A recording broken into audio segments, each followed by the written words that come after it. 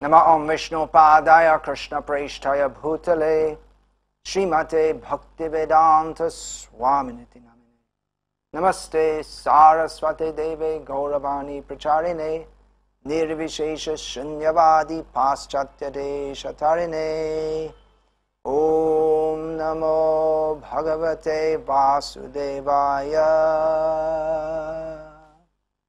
Today we are reading Bhagavad Gita as it is by His Divine Grace H.H Bhakti Vedanta Swami Prabhupada. Chapter 1, texts 37 through to 46. We'll just read text 37 and 38 first. Yadyapyete na pashyanti lobho pahata chetasaha kulakshaye kritang doshang mitradrohe chapatakam katam nagyayamasmabihi papad asman nivartitum kulakshaye kritam doshang prapasyadbhya janadana. Srila Prabhupada's translation. O Janardhan. Arjuna is addressing Krishna, O Janardhan. Although these men, their hearts overtaken by greed, see no fault in killing one's family or quarreling with friends, why should we, who can see the crime in destroying a family, engage in these acts of sin? So let's just try to picture in our mind's eye what is the scene. After going through the whole Mahabharata, the whole build-up is towards this tremendous battle which is about to take place between the forces who want Duryodhana to be the king and those who want Yudhishthira to be the king. So on Yudhishthira's army, Arjuna is the main fighter on whom the hopes are pinned, and Arjuna, he's not just some ruffian, but he is fighting. His whole intention is that we should fight for that which is right. He's a kshatriya, a real kshatriya, who wants to uphold dharma. Now, Arjuna has been in many, many battles before this. He only fights for the sake of dharma, for truth, for justice, for righteousness. But now he sees that this battle, what will the results be? It's a disaster. A disaster is imminent. Huge, that all the fighters of the world are assembled there, and they're all going to be killed. A massive battle. And Arjuna is thinking, is this really right? What we are about to do, to engage in this battle, especially because it's a fraternal war. Yudhishthira and Duryodhana are cousin brothers. And on each side, friend is pinned against friend, brother is pinned against brother, disciple is set up against guru, and Arjuna is questioning Krishna, who is the very personification of Dharma, who is Dharma himself, who is the Supreme Personality of Godhead. That, my dear Krishna, O Janardana, which means the maintainer of the people, that I have fought in many battles, but this battle, I cannot see that any good can come from this. We should fight so that a situation can be created in which goodness can be followed, but I don't see how any goodness can come from this. Just see, what are Arjuna's arguments? That it is a battle to see who should be the king of the world. Now, either Duryodhana's king or Yudhishthira's king, there should be a king. So, Arjuna is saying that, well, definitely Yudhishthira is better than Duryodhana, but is it really, this is Arjuna's doubt, is it really worth that so many people should be killed just for the change of the king? It may be that in our hearts some kind of ordinary greed has come that we shall be kings of the world. So if we have such a wrong desire, or they have such a wrong desire, that should we fight on these grounds? They may be overtaken by greed, but should we be like that? It's the old formula of two wrongs don't make a right. This is Arjuna's submission, that the whole family is going to be destroyed. We may be fighting for a good result, but a bad result will come side by side. There should be a good result if Yudhishthira is put on the throne, but if side by side the bad result is that the whole dynasty is totally wiped out and destroyed, is the means worth the end? Another famous moral question Arjuna is posing. Is it really worth it? So Arjuna is thinking, no, it's not worth it. Better all right, Duryodhana, he's not a good man in many ways, but the result of deposing him will be worse than letting him sit on the throne. So Arjuna is considering this. How can we say that destroying the whole family can bring any good? And he gives more reasons why. That in the next verse, Kulakshaye pranashyanti kula dharma sanatanaha dharme nashte kulam kritsnam adharmo bhibhavatyuta. That when the family is destroyed, with the destruction of the dynasty, the eternal family tradition is vanquished, and thus the rest of the family becomes involved in irreligion, adharma. Arjuna is proposing that when the family is destroyed, then naturally with it, the family tradition is destroyed. Here we're talking about family traditions according to the Brahmin caste, Kshatriya caste, especially these two castes, or actually the Sanskrit word is varna, they upheld the culture in varnashram society. This idea that one is a Brahmana by birth or a Kshatriya by birth, that is not wholly true, but certainly the Kshatriya blood was transmitted in each generation. So Arjuna was saying that if the family is totally destroyed, then the family tradition will also be destroyed. And that tradition is something very wonderful. We see in modern India how the culture, I've been living in India for about 30 years now, and I've seen in one generation how the tradition is being destroyed not by the death of the family, but by the tsunami of Western culture that's coming into India, and all these very good traditions that people used to follow, they're simply being destroyed. So Arjuna was saying, is this a good thing? It cannot be a good thing. That these traditions, these religious traditions that are passed down from generation to generation, if the elders of the family are wiped out, then the family tradition will be destroyed. So we see that Srimad Bhagavad Gita is part of the Mahabharata, the most important part of the Mahabharata, and one of the family traditions was that the family elders would teach, or they'd tell the stories of the Mahabharata to the young children. The grandparents would tell the young children.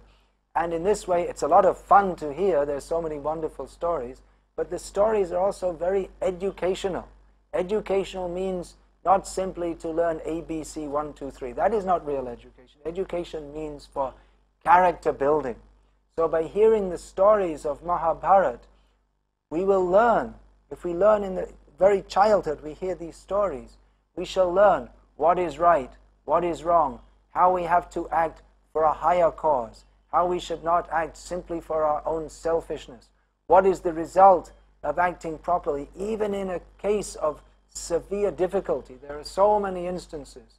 The story of Harishchandra comes to mind, how even in the most difficult of circumstances, he stuck to the truth, despite everything. So, this kind of education is passed on in the family. The grandparents will tell the children Mahabharata, Ramayana, Srimad Bhagavatam, Krishna Leela, and they'll hear, and that will be picked up in the heart from the very beginning of life, so that they will know from the very beginning what is right and what is wrong. But Arjuna is saying, if the family tradition is stopped, then all this will be broken. Then there will be no one to teach what is right, what is wrong. So now we want to fight for the sake of right, but as a result, more wrong will come, because the family will be destroyed, which in itself is a sin. And then all the family traditions will be destroyed. And Arjuna gives an example next, that adharma bhibavat Krishna pradushyanti kulastriya strishu dushtashu varshnaya jayate varna sankaraha. That when there is adharma, then when adharma is prominent in the family, when irreligion is prominent in the family, O Krishna, the women of the family become polluted. And from the degradation of womanhood, O descendant of Vrishni, comes unwanted progeny. Arjuna had what we call sukshma vichar. He didn't just see on the surface, but he could see the long-range implications of this destruction of the family. That dharma, in the varnashram dharma institution, men have their role to play as brahmanas, kshatriyas, vaishyas, shudras, and women have stri dharma to follow. Stri dharma means that women, their societal role is defined as being mothers, first of all wives, and as mothers. Now, when there's adharma, then, as Arjuna is suggesting here, then women, they're not interested to remain faithful to their husband, and they're not so much interested in looking after their children. They simply become interested in enjoyment. Now, in the modern age, it's very prominent that it's not stressed that women should be faithful wives. It's not stressed that they should be good mothers, look after their children, but it's stressed that they should have a career. They should try to be number one. They should have all rights equal. But the result of it sounds very good, but the result is that the children are neglected because the women have other priorities. Now, in this Vedic culture, or in any human culture throughout the world in history, children are considered the most important members of society. They have to be looked after so nicely that they will grow up to be good citizens. Generation after generation, this will go on. And that depends to a great extent on the mothers giving their motherly care. But if they're too busy out at the office, or they're too interested in running around with their boyfriends, then the children become neglected. And Arjuna says the result of this is varna sankaraha. Sankaro narakaya. Varna sankara, that means children who are born not out of a result of a dharmic union. That means the husband, he is the pati guru, he is just like the guru of the family, and the wife, she is the dharma patni, very religious wife. So marriage is a religious institution in the eyes of God for husband and wife cooperating to live a religious life in the service of God and bring forth good children who will be good citizens, well-behaved, good character, ideal, worshipping God. But in the modern age, because, to put it very clearly, sex life is simply indulged in without all these considerations, just as a matter of pleasure. The pleasure lasts a few seconds, and as a result, there's varna sankara. Children are born out of lust. Now, consciousness is very important. Our consciousness at the time of death determines our next birth. And the consciousness of the mother and father at the time of procreation, that gives rise, that attracts a certain kind of soul to the womb. So if father and mother at the time of procreation, if their consciousness is simply full of lust, passion, I shall enjoy, then they shall produce children whose only interest is I shall enjoy, and to hell with anyone else. And this, we see, this is the modern world, as the great so-called philosopher of the modern Western world, John Lennon, said that most children nowadays are born over a bottle of whiskey on Saturday night. Just see, they get drunk, and the result is 9 months later, if there's no abortion, which is another grossly sinful activity, then a child is born in lust, born out of lust and born in lust. And the result is sankaro narakaya eva kula gnanam kulasya cha patanti pitero hieshang lupta pindo dakam kriyaha. An increase of unwanted population certainly causes hellish life, both for the family and for those who destroy the family tradition. Yes, Arjuna says that by this Varna Sankara, by producing children out of lust, then the world becomes like hell, because instead of everyone being religiously dharmic, religiously minded, then everyone is just like a Rakshasa. Everyone is just out for himself. I, me, and mine. Aham mameti. So with such selfish, egoistic people just interested in themselves, then the world becomes hell, because no one cares about anyone else and they just want to exploit everyone else. And this is modern life. This is what we have, because adharma is prominent, irreligion is prominent. Arjuna says, the ancestors of such corrupt families fall down because the performances for offering them food and water are entirely stopped. This is a technical and very important part of what is nowadays called Hindu culture, that annually the Shraddha ceremony should be performed. There's offerings of food and water for the forefathers, to not just food and water, of course, with mantras and procedures and rituals, so that the forefathers, if the departed ancestors, if they have not attained a good destination, they may do so by the ritualistic help from this side. So that is required, but if that is not done, then the forefathers, they fall down, and if they fall down, then the family members who are supposed to perform these rituals for them, they also become sinful, because every person has responsibility.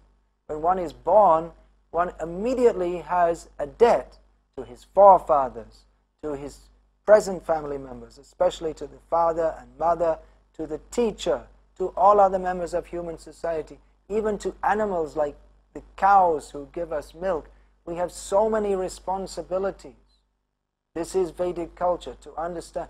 We have so many responsibilities. We're not meant to act simply for our own pleasure. We're supposed to act so that we may benefit the whole of human society and ultimately please the Supreme Personality of Godhead, Krishna. Arjuna knows this. Therefore, he's confused whether to fight or not, because the consequences of fighting seem so terrible. And he's presenting this to Krishna. Arjuna goes on to say that if the family is destroyed, then the whole society becomes run down, chaotic, and those who destroy family traditions, they must go to hell. Are we going to go to hell for this fight, Krishna? Are we going to do such bad things that we shall have to go to hell by destroying the family? And Arjuna says that it is very strange that we, who are supposed to be noble people, we are supposed to be acting for the sake of dharma, that now we are going to perform adharma. We want to kill our own family members. So Arjuna proposes that better I don't fight. And even if the sons of Dhritarashtra, they come and attack me and kill me while I'm standing there without holding my weapons, that will be better than fighting. He comes to this decision and says that Arjuna, having said this, he puts down his famous Gandiva bow, which was especially awarded to him so that he could fight in this battle. In so many battles he fought, but this is the culmination of Arjuna's whole heroic career. He puts it down and says, I shall not fight.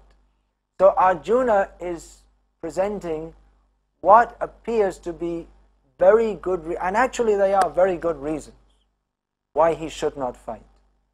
If we examine, the first time you read Bhagavad Gita, if we examine all the reasons that Arjuna gives not to fight, we definitely have to sympathize with him, and we'll think that, well, he's right.